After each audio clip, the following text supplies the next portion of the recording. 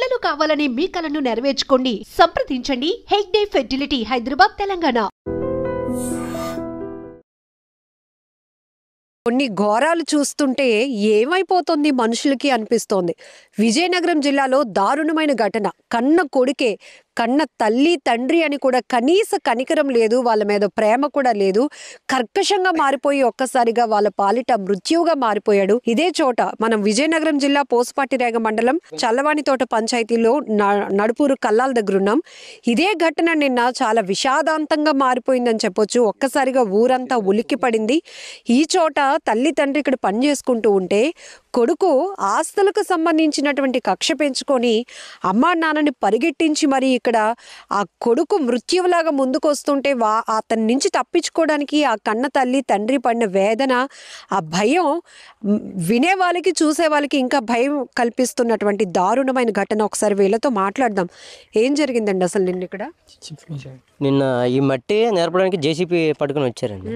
అతను అంతగడ్డ పట్టుకుని వచ్చిన తర్వాత వాళ్ళ తల్లిదండ్రులు ఆపడానికి అడ్డుకోవడానికి వచ్చారనమాట. అంటే పంట పొలాలు ఎందుకు వాళ్ళ అమ్మాయికి రాసి ఇచ్చిన పొలమా ఇది మేడం? అంటే రాసి ఇవ్వడానికంటే అది ఇది అమ్మనివ్వట్లేదు. ఆల్రెడీ ఇంటి మీద లోన్ ఉంది మేడం, 15 లక్షలు. దీన్ని ఇప్పుడు అమ్మేసి చేయడానికి సంతకం పెట్టట్లే. అందుకే వాళ్ళ అమ్మాయి పేరుని మార్చి దాన్ని అమ్మేసి తీర్చేద్దామని. ఇంట్లో ఉన్నది వీలు కదా మేడం, ఆడ వేరే దగ్గర ఎక్కడ ఉన్నాడు. ఇంట్లో ఉన్న వీలు కాబట్టి అమ్మేసి తీర్చేసిన తర్వాత ఫ్రీగా ఉండొచ్చు అనేసి అంటే ఆడు ఒప్పుకోవట్లేదు. దానికి ఘర్షణలు 2 years నుంచి అవుతుంది. ఇంతకుముందు 2-3 సార్లు కొట్టడం జరిగింది వీడు తల్లిదండ్రులని పెద్ద మనుషుల సమక్షంలో. వయసు ఉంటుంది అతనికి, రాజశేఖర్కి ఉంటుంది 24-25 ఉంటుంది, ఎక్కువ ఉండదు, చిన్న ఏజ్. అది నిన్న జేసీబీ తెచ్చి అమ్మా నాన్నని కష్టపడకుండా చూసుకోవాల్సినటువంటి పరిస్థితి. ఇంత ఎండల్లో పొలం పనుల మీదే వాళ్ళు కోట్లు సంపాదించారు అంటే మరి ఎంత అతనికే కదా మేడం, ఎంత కష్టపడినా ఆయన ఒకడే కదా. అంత కక్కుర్తి లేకపోతే ఏమనాలో కూడా మాటలు రావట్లేదు అతని కోసం. ఏం చెప్పాలి? ఏమైంది నిన్న ఇక్కడ నుంచి అతని నుంచి తప్పించుకునే ప్రయత్నం చేశారు? ముందు జరిగింది, టాటర్ పట్టుకుని వచ్చాడు అక్కడికి. ముందు జరిగింది, వెళ్ళిపోయారు. ఇంకా ఇక్కడ ఇక్కడ పెద్ద మనుషులు ఉంటే ఎందుకు ఏదో మా కూర్చొని సెటిల్మెంట్ చేసుకుందాము, ఏదో మాట్లాడుకుందాం అని పంపించారు అనమాట. తిరిగి రిటర్న్ టాటా పట్టుకుని వచ్చాడు. టాటా పట్టుకుని వచ్చిన తర్వాత ఇక్కడ మళ్ళీ వాళ్ళు ఎందరో దించుకో మళ్ళీకి ఏదైనా ఉంటే మాట్లాడుకుందాం అని వాళ్ళ అమ్మ నాన్న అన్ని అడగడం జరిగింది. దాంతో కొద్దిగా వాళ్ళు వీళ్ళు మాట్లాడుకున్న తర్వాత వాళ్ళు పారిపోయే టైంలో రౌండ్ చేసి ఏకంగా మేదలు ఎక్కించేసాడు.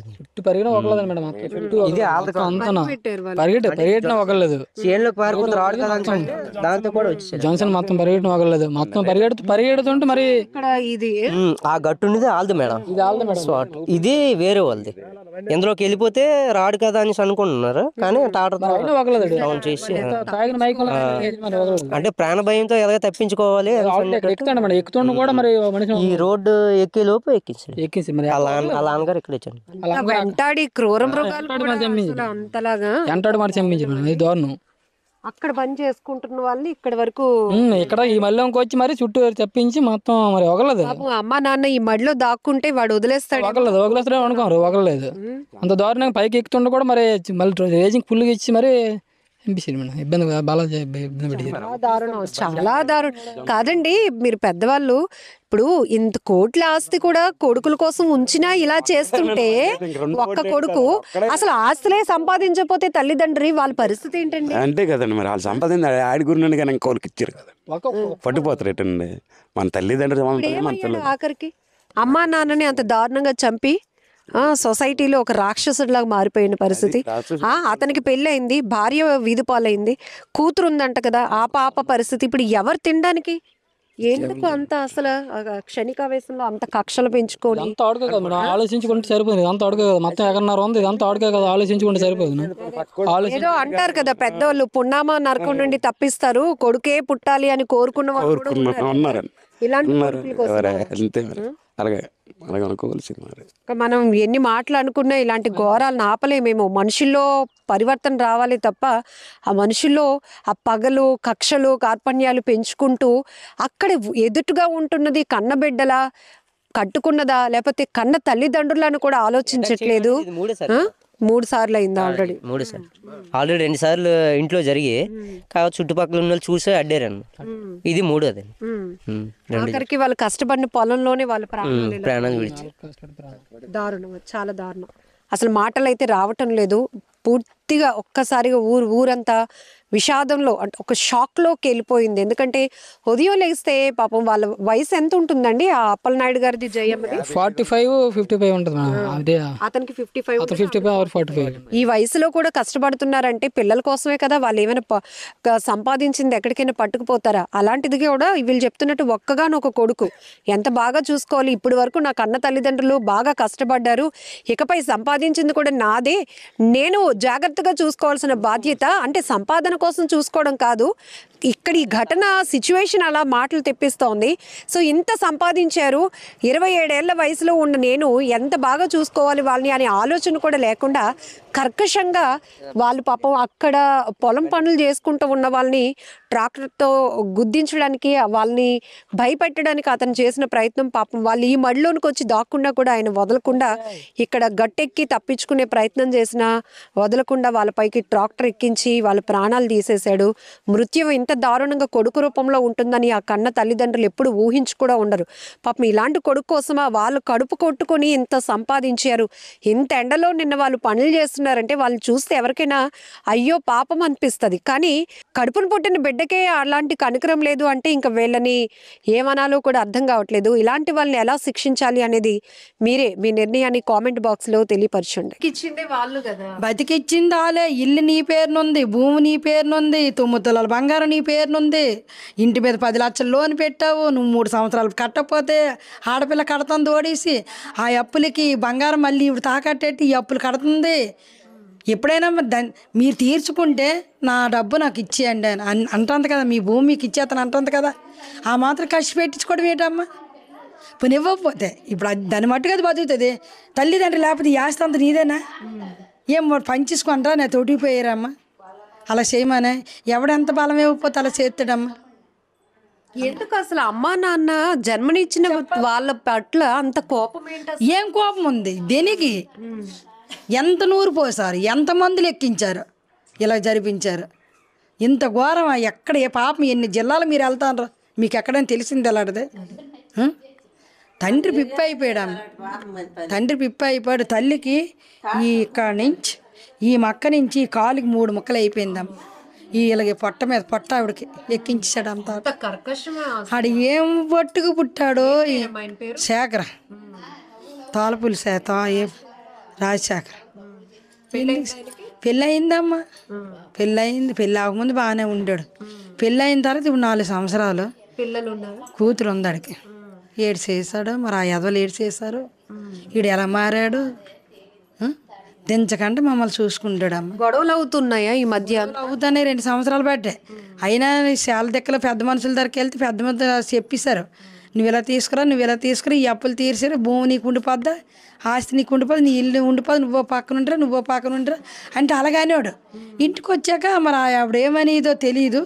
నేనై అప్పులు తీర్చు, నేనై ఇవేవి చేయనని పట్టడా బయలుదేరాడు. ఇప్పుడు ఈ ఆస్తులంతా తండ్రివే కదా? తండ్రే సంపాదించ కష్టపడి ఎంత సంపాదించింది పిల్లలు. అతని తల్లిదండ్రి కూడా ఇవ్వలేదు, ఇతని కష్టాన్ని సంపాదించాడు ఆస్తి.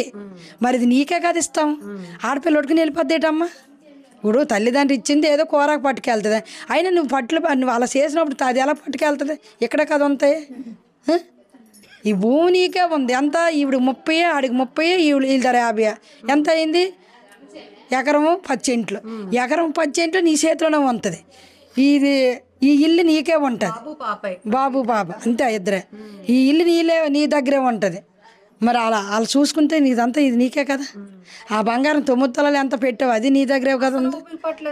ఓపు పట్టిపోయాడు అమ్మ. ఎప్పుడు పెడితే అప్పుడే కొడిచాడమ్మ. వాళ్ళ అత్తవారు తాళీకోళ్ళి 20 మంది వాళ్ళ మామల్ని బామ్మర్దులు జగిలోళ్ళు తీసుకొచ్చి ఇంట్లో కొట్టాడు తల్లిదండ్రిని. వాళ్ళు కొడుతుంటే ఒక్కడెక్కడ అడగలేదమ్మ, ఒక ఆడదే కానీ ఒక మగోడు కానీ. ఎన్ని గంటలు అప్పుడమ్మా పొలంలో అయింది? నిన్న 4 గంటలుగా జరిగిందిరా, మాకు 4:30కి ఉన్నారా. తాటరు గీపి అదే ఎక్కువ ఏదో పెంచి గ్రేజ్ పెట్టడం. తాటరు ఎవడో దునుకుంటా అంటే అనిసుకుంటారట. అందరూ పొలాల్లోనే ఉన్నారు. ఎన్నిళ్ళు ఎత్తుకున్నోళ్ళు, ఈర్చుకున్నోళ్ళు, చేసుకున్నోళ్ళు అందరూ ఉన్నారు. ఆ గ్రీ పెట్టడము బాబు అన్నది వినబడలేదు, అమ్మ అన్నది వినబడలేదు. వీళ్ళు పరిగెట్టింది కనబడలేదు. జనసేనలను పరిగెడుతుంటే చేను తిప్పలు పెట్టి బొంగరం తిప్పి సినిమాలో జరిగినట్టుగా ఆ రాజస్థానం జరిగిన ఏరియా ఇది అక్కడ చూపించాడురా. ఇది ఎంత మరి కళ నిజమా? ఎంటాడి తండ్రి ఎంటాడి ఈ రోడ్డు గట్టొట్టుకొని ఎక్కిపోతుంటే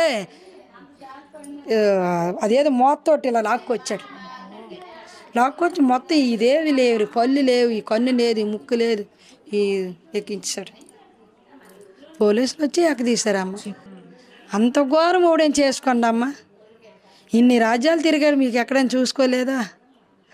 ఒక్కడ కళ్ళు మూసేసాడు, ఒక్కడైనా అడగలేదమ్మా. పోనీ గొడవ ఉంటే గొడవ ఆడుతా అంటే అలాగ వెళ్ళారని ఈ నెల రోజులు బట్టి గొడవే లేదు వాళ్ళ ఇంట్లో. ఇలాంటి చెత్త పని చేస్తే తర్వాత నన్ను లోకం గాని ఊరు గాని ఎలా చూస్తారో అని ఆలోచన కూడా లేదే. స్టేషన్కి వెళ్ళిపోయాడటమ్మా. రాత్రి 10 గంటలకు వెళ్ళి తీసుకెళ్ళిపోతే స్టేషన్కి వెళ్ళి కూర్చోండట. కూర్చుని ఎలా ఉంచుతారమ్మా అన్ని? టీవీలకి వెళ్ళిపోయి, లైన్లకి వెళ్ళిపోయి, ఫోన్లకి వెళ్ళిపోయి, సెల్లలకి వెళ్ళి ఇవన్నీ చూసి అన్ని ఉంచుతారా? ఎంత వయసు ఉంటుంది రాజశేఖర్? 25, 28. అసలు ఇంకా బోల్డ్ ఫ్యూచర్ ఉంది అతనికి. ఉంది తల్లిదండ్రులు బాగా చూసుకుంటే వాళ్ళు సంపాదించిందంతా కూడా అతనికి మారిదిరా. నా చెల్లెలు నా మారిదే. నాకే ఇంకా ఉన్నాను, వాళ్ళు ఎలాగుంటారా? చేసిన పనికి ఇప్పుడు